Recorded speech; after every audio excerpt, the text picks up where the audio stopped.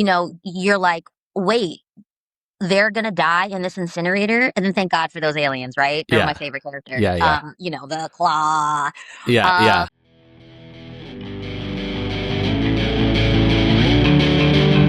Welcome to the castle, and welcome to a CastleMania production. On Toy Story, like you're joining an iconic franchise, becoming part of the main crew a bit. That has to be pretty exciting.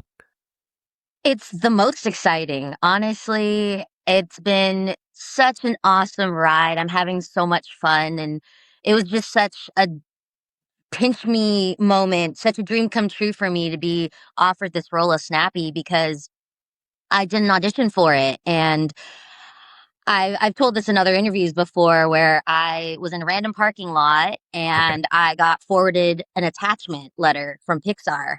And I thought it was a joke. And I was reading it and I had to call my husband and read it out loud to him because it was a letter with the Pixar header. And it was, Dear Shelby, we would love to offer you the role of Snappy. She's a new camera and here's what she looks like. And my brain was just firing so quickly and just as tears are streaming down my face, it was a feeling of shock as well as like, is this real? And so I called my husband and, Mm-hmm. and I read it to him and he was like, no, I think that's real, babe. And so then I just completely was like, wait, what? I was highly confused and also elated all at the same time. And I called my agents and managers being like, is this real? And they were like, wait, what? I was like, yeah, you just forwarded me this email with this attachment letter.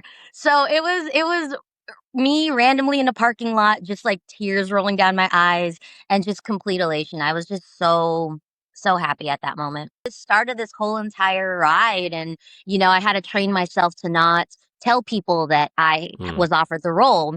Yeah. So I trained myself to just forget that I booked it. Yeah. And then yeah, even after that, I was trying to stay so mum about it and I did. I kept it a secret from even my daughter, my 6-year-old daughter at the Oh, time. wow.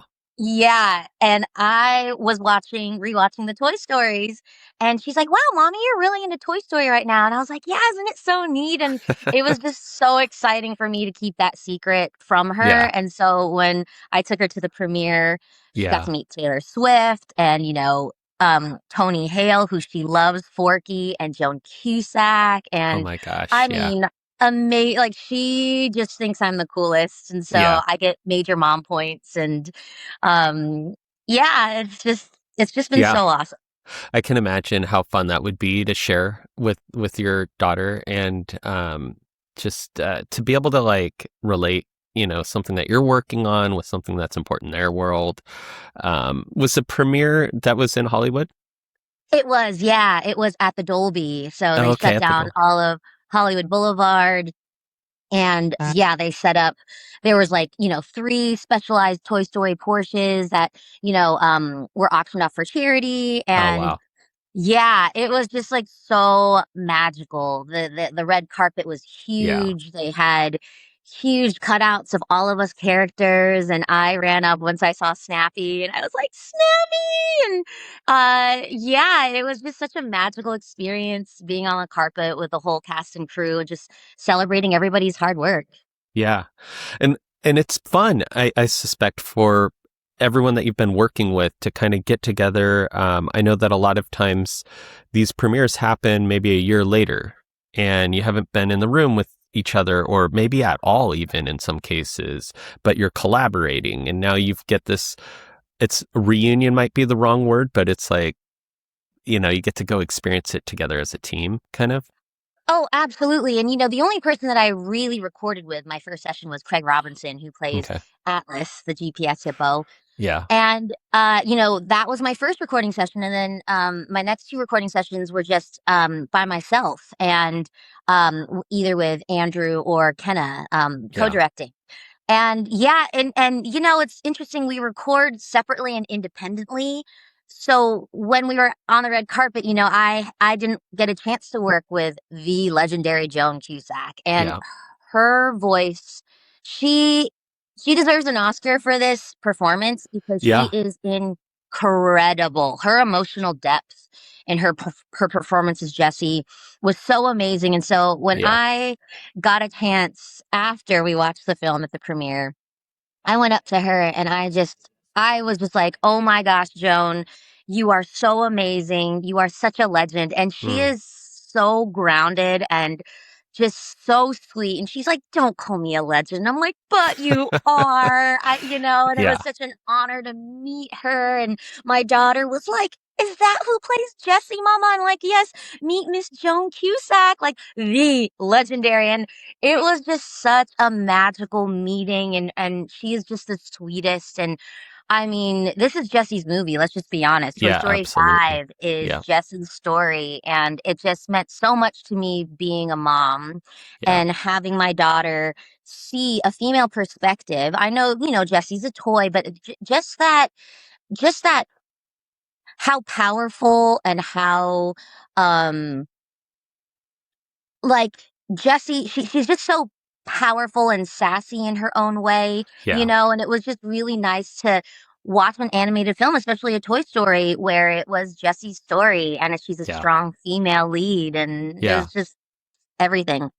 It was such a good movie. And it's one of those where you're really hoping it because you're thinking, um, the original three capped off so nicely that Mhm, when they announced four, I was like, oh my gosh, I hope this works, right? And it was a really fun adventure in four because you had this sort of like lost toys, which mhm. are out there, right? We all have toys that we don't know even what happened to them, right? And Right. so they took us on that adventure. But it really was, as you're saying, a sort of passing of the torch. And this was Jessie's story. And it was done so well. So I was very anxious before this one too, because, we've had Toy Story for most of our lives. And Mhm. just like they are important to the characters, to each other, these stories are kind of become important to us. So you were rewatching Toy Story to kind of get in that mode, right? Yeah. And so you're hoping it's going to work out. And I'll just say it does. It totally works out. It was such a good movie. I don't wanna give any spoilers because Yeah. I know some of the people watching haven't necessarily seen the film, but yes, it Toy Story 5 was such an amazing addition Yeah. to the canon of Toy Yeah. Story, the franchise, and, I give that all, to Andrew Stanton and Pete Mhm. Docter and Kenna Yeah. Harris and, Yeah. Lindsay Collins. They really did their magic with this storytelling. Yeah. Such a Absolutely. it's very unique. This is a Yeah. very unique story in which my daughter was the one that actually brought this up. She was saying, "Wow, mommy, we actually really get to see the humans Yeah. cry and Yeah. how the humans feel about what technology or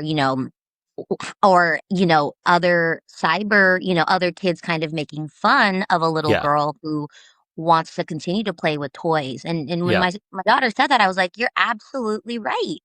Yeah. Wow." And she's like, "Mostly it's the toys that are really, really upset, mommy, but I actually got to see Bonnie and Blaze and we saw a lot of human faces," is what she Hmm. said. Or, people, not toy Yeah. faces. We see a lot of toy faces too, but I thought that was really interesting. And another thing that is really unique about this film is the incorporation of animals. I Yeah. know Toy Story 1, there was Sid's dog, Yep. and I think in the next few Toy Stories, there was a couple animal characters that popped up. But what I love about Toy Story 5 is the incorporation of, Jimmy Dean, Yeah. Blaze's pet pig, Yep. Yep. Daffodil, Blaze's horse. And even in one scene that I don't want to give away the spoiler, but, it has to do with all the um, high tech buzzes and, they're Yeah. trying to find Star Command, and there's this one moment that's super abstract, and you're kind of taken out of the Toy Story world and put into this kind of nature world. And I think Yeah. it's so refreshing because you see tech as a toy, and Yeah. then you see complete nature and how the buzzes. It's really funny. I don't want to give it away, but the buzzes are Yeah. interacting with deer and squirrels and whatnot, and there's this Right. like Okay. fun music Yeah. that happens. Yeah, I'm with you now. I know what you're talking about. And the emotional weight of this movie, though, is heavy. It's Toy Story 3 level heavy, because Toy Story 3 was the one that first got me. Really got, Same here. yeah. Mm-hmm. My wife, when I brought that movie home and we were watching it on the couch, and she could start to feel the couch shake a little bit at the end, and she goes, "Are you crying?" I said, I said, "Yeah." Well, for sure, And this because one, you think these toys are going to be incinerated, and you're like, wait a second, they're toys. yeah, Can they actually die? But as a viewer, which is what Pixar and Disney does so beautifully in their storytelling, is that you completely escape. And yeah, that's what true storytelling is complete yeah, escapism. And, you're like, wait, they're gonna die in this incinerator, and then thank God for those aliens, right? They're my yeah, favorite character. yeah, yeah, The claw. yeah, But yeah, it's true escapism, and you're absolutely right, Ryan. Toy Story 5 hits you with a gut punch, and hmm let me a tell you, few and times. a few times, and it feels very like we're just trying to grasp on to like things that are kind of just fleeting. And I know this word has come up a lot in some of the conversations that I've had. Just like childhood is fleeting, life is Mm, fleeting. Every day we get older, and I think that's something that's like what is so special about Toy Story 5 is it's really focusing in on Bonnie and the change that occurs hmm in Bonnie as a child, as an 8-year-old child, when somebody makes fun of her for doing Yeah, something childlike, even though she is still a child, you know? yeah, And then I thought it was really interesting too that Blaze is a little bit older and she is the one that wants to continue to play and is like, wait, but don't you want these toys? These toys are so awesome. They might be antique. She's kind of like encouraging her to keep playing. And she obviously knows that Bonnie's like younger than she is, so she's yeah, trying to play that older sister friend of like, no, it's still okay. Like, let me make a joke of this. Like, look at my beard, and yeah, it's fascinating to think that a character like Blaze is kind of like cupping Bonnie and like, she's like, no, it's still okay. Even though, look, I'm older than you can still play with these toys. It's just such a yeah. heartbreaking moment. And Blaze has a healthy level of naivety, right? And I think, Yeah. and I'm just kind of realizing this as we're Mhm. talking about it, but she doesn't live in the city. No. So maybe she hasn't faced some of those same pressures that Bonnie faces, and she doesn't even know that she's supposed to have outgrown these things. So she's just like, "What are you talking about? These are awesome."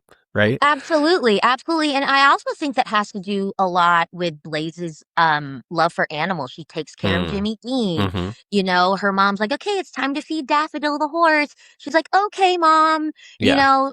and she gets her heart broken as well when her friend says that she can't make it for a play date anymore, Yeah. and she starts to cry, and then, she's this might be a spoiler, but, like, she pets Jimmy Dean, her pet pig, the way that I pet my dog Uno when I'm sad, Right. Yeah. and Yeah. she's like, "But you still have cool hair," talking to this Yeah. awesome pig. Yeah. Yeah. And I think you're right. I think there's something to be said about that Blaze is not in the city and that she is surrounded by nature Yeah. and she might not be exposed to that type of maybe bullying hmm because she's probably not, she's also too Blaze isn't addicted. Right. I don't recall a time in the film where she's, like, addicted to her iPad or her tablet, Yeah. No. the same way Bonnie is, and I think maybe because nature is a great not distraction. She has stuff to do. She has stuff to do, Yeah. exactly, Yeah. exactly, she has stuff to do, she has to feed the animal, she has to do the chores, Yeah. she has to change Jimmy Dean's water bowl because it has a mosquito in it, hmm you know? Yeah. What I thought, I love the whole like setting of where she lives, and because there's even like the toys that kind of get lost in the yard, It's Yeah. stuff like that where you're like, yep, that happens, Um, and in your case, I thought it was interesting too that there's kind of this double layer of what Bonnie's going through, right? But then Mhm. kind of Jesse is sort of the role reversal of. I'm just realizing, because your little grouping of toys, there's a little friction when they first meet, Mhm. So Mhm. Jessie wasn't necessarily all open arms either. She was a little, not bully, but a little difficult to get along with initially, you know? And so there's all these layers of, and this is what I was talking about, where you can kind of see both sides of an argument through this movie, or a Mm-hmm. kind of a lesson. Mm-hmm. Um, so yeah, I think we've gushed about Toy Story 5 quite a bit. If you haven't seen it, definitely go see it. It's a see it in the theaters movie, which is one of the things we say, like, should you see it in the theaters? This is a see it in the theaters movie. Oh, definitely. And I Yeah. love, it was a very different experience watching it a few different times. But Mm, my most favorite, I mean, obviously, I loved seeing it with like Conan and Craig and, yeah. Mr. Hanks, Mr. Allen, Miss Cusack, like Yeah. all everybody. And, Taylor Swift was also there watching. And so that was an amazing, amazing experience. But also, too, I really loved watching the film with my daughter's first grade class Mm, because when Snappy came on screen, they all went, "Yay, I love Zia's that. mommy!" And I love that. I was like, again, I'm just a big gush. I just had tears in my eyes because Zia just hugged me so tight and was like, "Oh, mommy, that's you!" And it just really was just so special. And anytime, like, Snappy would say something, I would get really big laughs from the kids. And afterwards, we're out in the theater lobby, and all the kids come running up, and they're like, "That was so awesome, Miss Shelby, Zia's mommy. You were so good." And to hear little kids laugh, they laugh at the different jokes.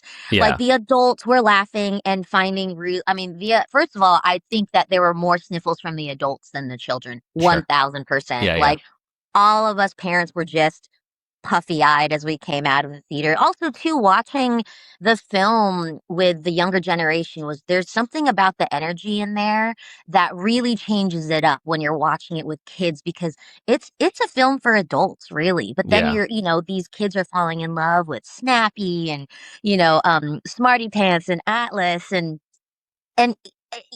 something what you said, I know we were gonna move on from Toy Story, but one Oh, thing no I do have to worries. Yeah. say is, like, something about Jessie, the reason why she was very standoffish with us new tech toys or Yeah. old school tech toys was because she didn't wanna get hurt again. Like, I Yeah. think that that's something that strikes me so, it really pulls at my heartstrings with Jessie because she just doesn't wanna be hurt. Yeah. And I think that's just kind of everybody, right, in society, like, we all don't wanna be hurt. We wanna protect our children. We don't want them to get their feelings Yeah. hurt by, like, cyberbullying or some mean comments, we wanna protect ourselves and our children, and I Yeah. think that, like, when Jessie, she kinda has this moment where she's like, I've lost her. I've lost Bonnie completely." And, she I don't again, spoiler alert, I don't wanna give it away, but, she's under the tire swing, and she has a moment where she realizes that, her first owner, Yeah. Emily, like, she had a very special place in Emily's heart, which Yeah. was She did. just, oh, That was one oh. of the moments for sure. And you make a good point. Like, and this is kind of how they humanize these toys, right? Like, Mhm. she really does feel a sense of defensiveness about her own world, right? Her own Yeah. situation, how she doesn't want to, like you said, be hurt again. And so Mhm. yeah, the writing team killed it on this, but so did you guys. I mean, you bring these characters to life without, you can have the best writing in the world, but unless you guys do what you do, we don't know about it. And Oh, you thank guys you. all did such a great job. So I can't wait to see Toy Story 5 again. It's definitely coming home when that comes out on video. Um, Yes, yes.